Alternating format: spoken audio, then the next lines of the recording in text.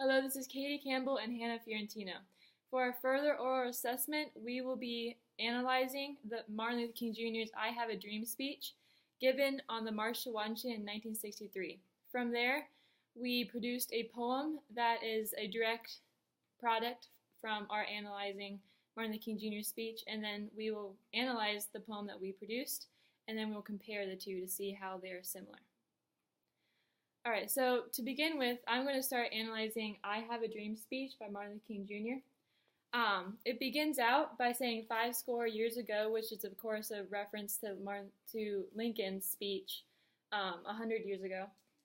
And then he begins by using a lot of symbolism. He says the long night of their captivity, meaning like it's been a very long time period for them because they have been segregated. Even though they were emancipated 100 years ago, they were not necessarily free.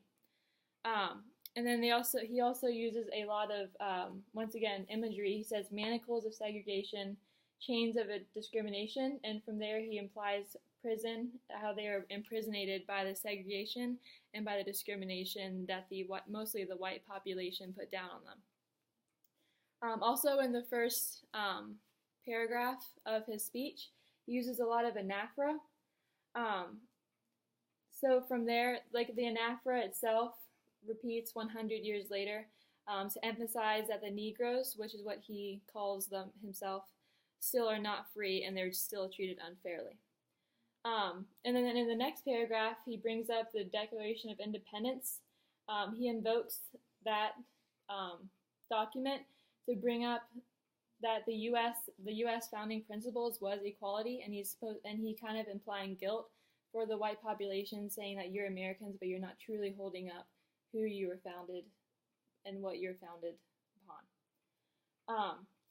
And then moving on, he also uses a huge simile about cashing and like a cash and check, and how the vault of America is opportunity, and how a bank is like the U.S. government and people, and the check is the rights, and how the vault denied the African American population their rights, and from that really sets up the framework of what it's like to be in America as a black citizen. And then from there, he uses anaphora once more. He says, "Now is the time to make the real promises of democracy. Now is the time to rise from the dark and desolate valley of segregation to the sunlit path of racial justice." From there, he uses "now is the time" as anaphora to really build up the support and momentum of what he's saying, and to build up the support for him and his beliefs and his ideals that he is preaching. He also he invokes a lot of religious references, such as they are God's children. He constantly uses the word faith, hope, Lord, and God to say that I have the divine right to be here. Like, I have God behind me, and so do the people who I'm fighting for. And then he uses a lot of seasons. For example, he says, "The sweltering summer of the Negro's legitimate discontent will not pass until there is an invigorating autumn of freedom and equality." By contrasting the sweltering summer and invigorating autumn, he allows the reader to actually feel the seasons and to the sense of relief when autumn comes. Also, this can be implied that the sweltering summer is whenever they were slaves, whenever they were segregated and repressed, but then Martin Luther King Jr. is that autumn breeze coming in saying, hey, things will be okay. And then from there, he uses a lot of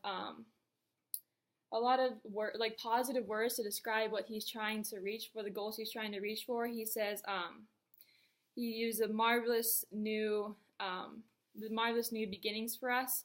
He uses that a lot, and then in the paragraph directly underneath that, he uses many violent and negative words that have to do with their present situation. So by you doing that, he directly contradicts like what was said before. So he's like, this is where I want us to be. This is where we are now. And then from there he like emphasizes how much they're being segregated and repressed. One of his huge similes in the speech itself is by using waters to describe things such as justice and righteousness. For example, he says, no, no, we are not satisfied, and we will not be satisfied until justice rolls down like waters and righteousness like a mighty stream. From there, he really saying that it's like I am preaching something, not just something that I want, but that Mother Nature is behind, that eventually I will start preaching, and then other people will start following me, and we'll become a huge force like the water. And then once again, he quotes the Declaration of Independence. He says, I have a dream that one day this nation will rise up, live out the true meaning of its creed. We hold these truths to be self-evident, that all men are created equal. Once again, he brings us up to emphasize the point and remind everyone that the true and pure principles of America was originally founded upon equality, and that the Americans as a whole should try to get back to treating people equally.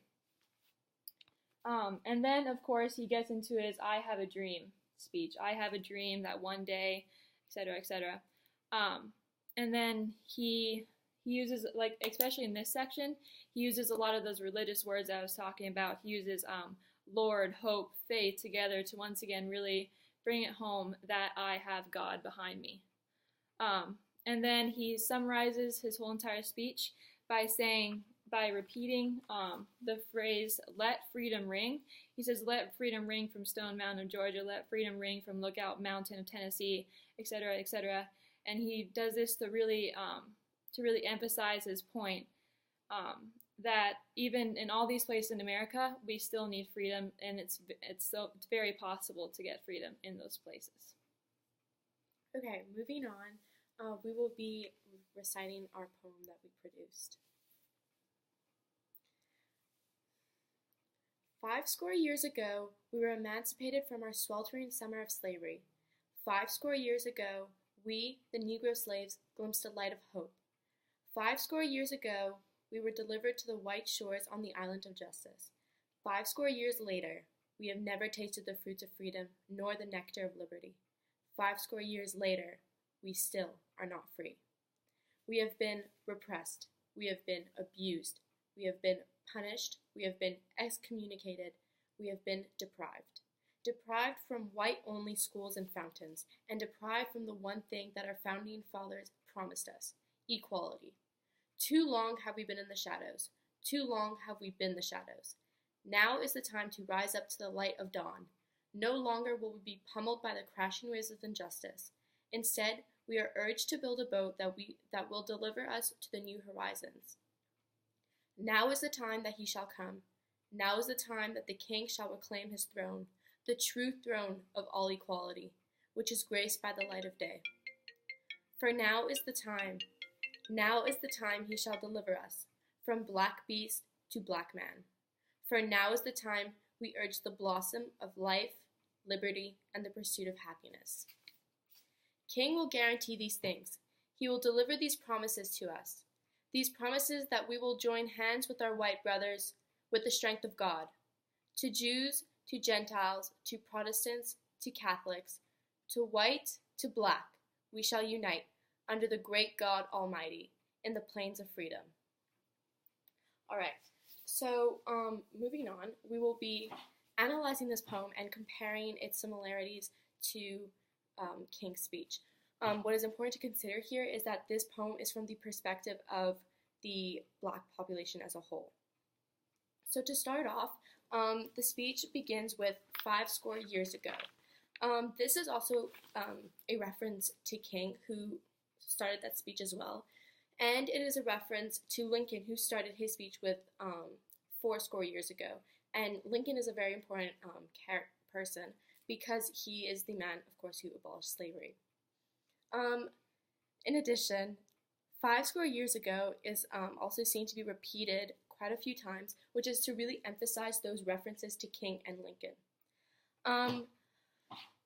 Our second line says, we were emancipated from our sweltering summer of slavery. So sweltering summer is a direct quote taken from King, and it represents really the blistering heat and just the general uncomfort of slavery.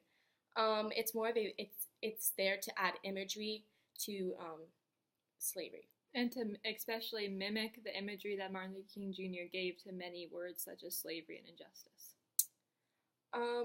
Moving on to We the Negroes Glimpsed a Light of Hope. We is a word that unites the blacks as a whole, and it really shows that they are very united in this fight to gain more rights. It later says the Negro slaves glimpsed a light of hope, and the Negro slaves and the light of hope creates a contrast in which these two opposites, which alludes to the fact that it will never become true. The Negroes will never really achieve justice. It's just some sort of hope. It also says we were delivered to the white shores on the island of justice. So the white shores also adds itself into the fact that into the contrast between Negroes and the light of hope, because the white and the Negro between the two colors. And onto the island of justice, Martin Luther King Jr. often associated power words such as justice and liberty to concrete terrain words. It also says, we have never tasted the fruits of freedom nor the nectar of liberty. And this alludes to the fact that freedom and liberty are sweet things, and so it gives a positive connotations to those words and a deeper imagery of those words, and allows the reader to really understand how good freedom and liberty are. The stanza ends with, we still are not free, which is just a clear, concise statement. Statements that have been seen in King's speech, where he says things in a very clear and concise way to really set the purpose straight. The next stanza begins with, we have been repressed, we have been abused, we have been punished, we have been excommunicated, we have been deprived. In this stanza, the words repressed, abused, punished, excommunicated, and deprived are all capitalized. The first letter of these words are all capitalized, and out of these words, the word raped will form. And so this directly goes to show that not only were, black women raped by white men, but also the black population as a whole were raped from their civil rights. Then the word deprived is also repeated 2 more times, where it says deprived from white-only schools and fountains, which directly shows the impact of segregation during that time, and also says deprived from the one thing that our founding fathers promised us, equality. So the founding fathers is a reference to the Declaration of Independence that promised equality for all men, but really that only stood for white men. The next stanza begins with, too long have we been in the shadows, too long have we been the shadows. So the first line really saying that have we been in the shadows is the blacks that have been, where their rights have been unheard or silenced or ignored. And so with time, that eventually becomes into the shadows. They eventually become these shadows as they are constantly being told to not speak out. They are constantly told to be silenced. So so they're constantly being denied the rights to they're constantly being denied their rights. So they become the shadows. And there's also a physical comparison explaining the shadows like as darkness. It then says, now is the time to rise up to the light of dawn, which forms a contrast with the shadows, and so it directly contradicts what was previously said.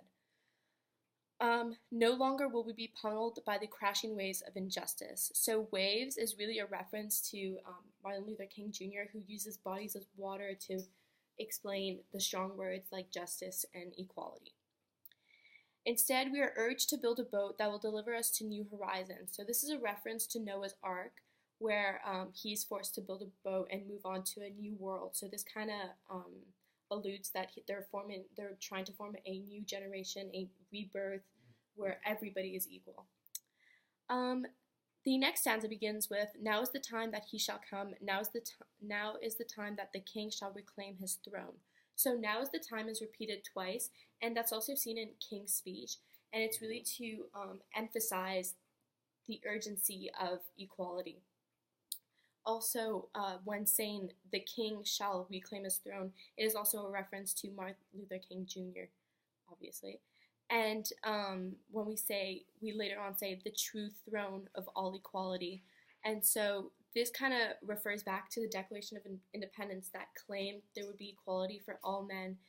And so when we're saying the true throne of all equality, it goes hand in hand with King trying to disperse a real situation where everybody is equal. This stanza ends with the throne which is graced by the light of day. So this is to add imagery, and which is often used in King's speech as well. The next stanza begins with, "For now is the time," which is an anaphora from the previous stanza. And now is the time he shall deliver us from the black beast to black man. So when using the word deliver, it is really a religious word, and King's speech is really filled with biblical references, so this kind of goes hand in hand with that. And when we say the black beast to black man, that the black beast is how blacks are being perceived in society, and so black beast to black man really signifies the transition into, instead of being seen just as being black, just being seen as a human, as a man. For now is the time we urge the blossom of life, liberty, and the pursuit of happiness. So blossom goes again with the seasons that King keeps referring to, and so blossom represents spring and the rebirth of something new. And when we say life, liberty, and the pursuit of happiness, it is again a reference to the Declaration of Independence and how it failed to support the blacks. King will guarantee these things. He will deliver these promises to us. So he refers to the promises in the Bible in this stanza. These promises that we will join hands with our white brothers with the strength of God. So holding hands with our white brothers is really a main theme in King's speech, where he really is enforcing unity between the entire nation under the strength of God, which goes with the biblical references.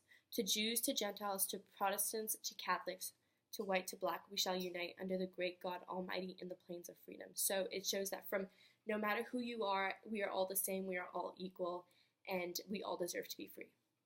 So overall, our poem has many aspects that are similar to Martin Luther King Jr.'s I Have a Dream speech, such as religious aspects, various figurative language we use, and as also the overall structure is very similar to King's I Have a Dream speech.